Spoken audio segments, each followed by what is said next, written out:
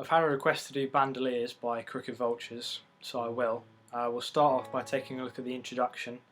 It's made up, in fact the whole song is made up mainly of two-note chords, or three-note chords. So here's the introduction.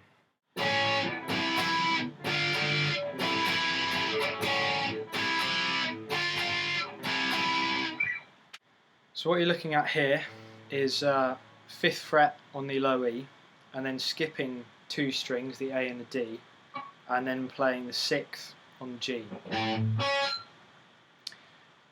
You only want to be playing the E and the G strings that you're fretting, so you're going to use your index finger to mute the A and the Ds, and you should get this sound. You're then going to move that shape up so that your index finger is on the 8th fret, and then you're going to shift to your middle finger on the 10th fret, and then having your ring finger on the 10th fret as well. And all the time you're sticking on the E and G strings. So it should be this kind of rhythm. And then you jump back down to the 8th fret position just at the end.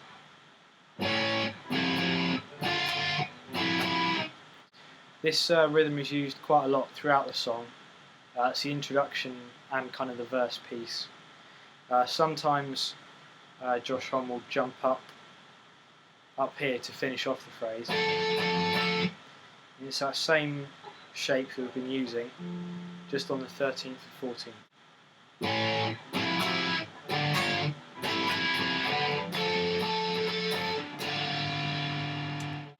So that phrase is used firstly for the introduction and for the verse.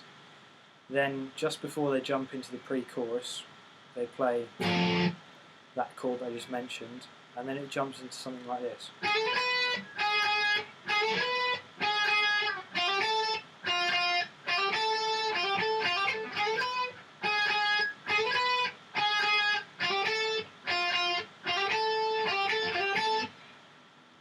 So let's take a look at that.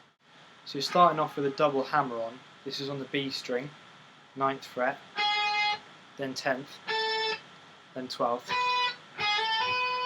and then playing the 9th fret twice. You play that whole phrase twice, and then you move down to this phrase.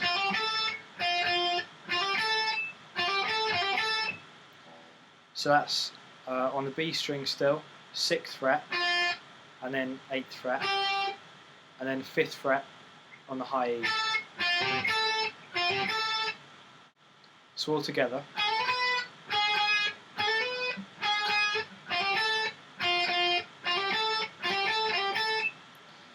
So in the second part of this phrase, he plays it through twice over, leaving no gaps at all and playing the notes continuously. And then you jump back up to here. That's the main piece for the pre-chorus. So sometimes he'll add in notes either on the 10th fret or the 12th fret of the high E. After you finish that phrase, they then jump into the chorus, which goes like this.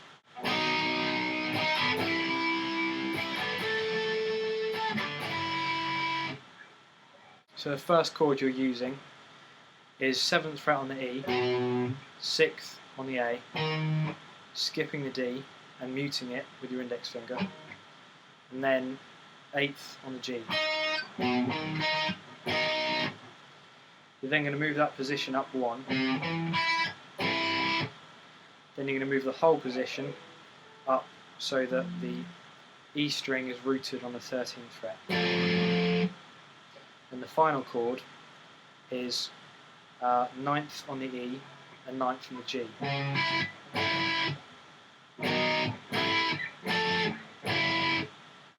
So here's how it should sound with the rhythm.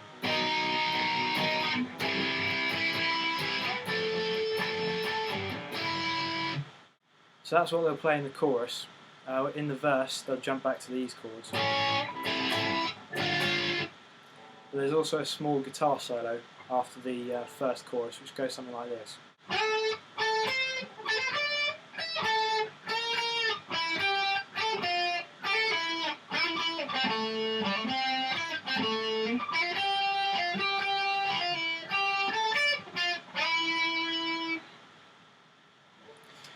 So we'll take a look at that now. So the first phrase is this. So you're sliding from whatever fret you want up to the 14th on the G, and then playing it again. 13th on the B, then hammering on from the 14th to the 17th on the G, then playing 15th, then 17th on the B, and then finishing on a 14th on the G.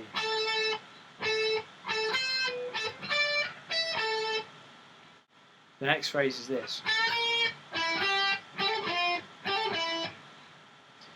So that's a quarter tone bend twice on the 10th fret of the B string, then 9th on the G, 8th on the B,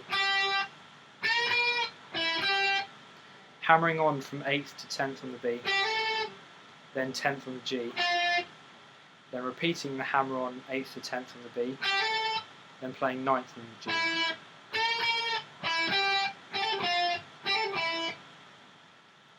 After that,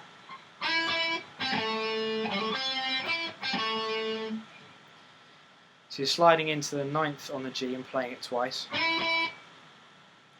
then 5th on the G, then 7th on the D, hammering on from 5th to 7th and playing 5th on the G, then stretching back to the 9th, then 5th, and then 7th on the D again.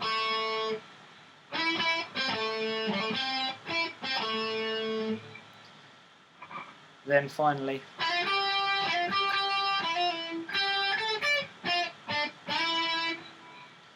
so that's hammering on from the 9th to the 10th on the G, then 10th on the B, playing that twice, then hammering on and pulling off 9th to 10th on the G, hammering on 8th to 10th on the B, then reaching across and grabbing the 10th on the high E, then 10th on the G, then 7th, and then sliding to 9th.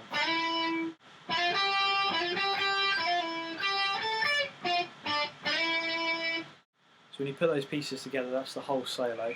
That's being played over the normal verse chords. So you'll play those a few times after you finish the solo. Then you go back into pre-chorus. Then you go into the chorus chords. You play the whole chorus section twice as long as you do normally. And then you go into the breakdown of the song, which sounds like this.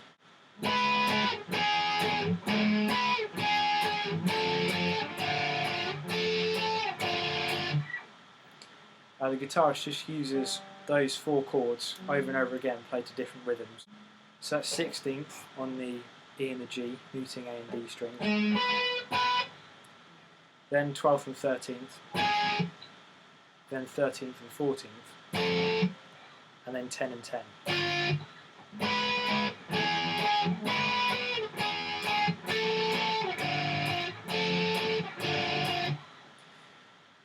A little way in, there's a drum solo, and the guitar actually mimics the rhythm of the drums, so it goes like this.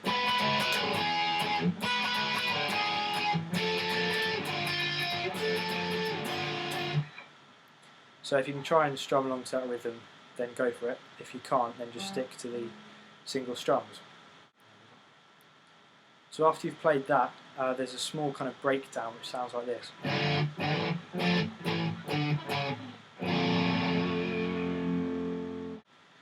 So that's sliding from 9th and 9th to 10th and 10th, then 12th to 12th, and then 13th and 14th, then 12s, then 10s, and then you're playing a chord which is the first fret on the E, open A and D strings, and then second on the G.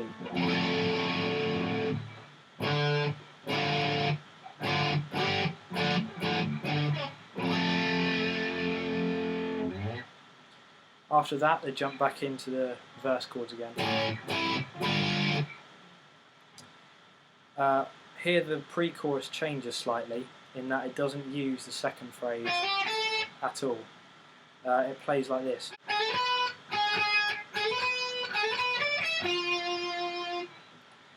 So that's what we were talking about before, 9th, 10th and 12th.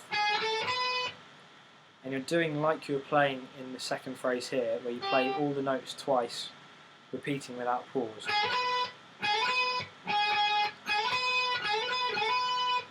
Then you're hitting 10th and 12th on the high E, then 10th and the G. You can embellish on that with the other notes you've already used in the pre-chorus scale. After that it jumps back into the chorus. And they just repeat the chorus until the song finishes. So as you can see, it's pretty much a 2 and 3 note chord song with a solo to learn as well, and that's pretty much all there is to Bandoliers by Crooked Vultures. If you thought the lesson was helpful, like and subscribe, and there's more lessons soon.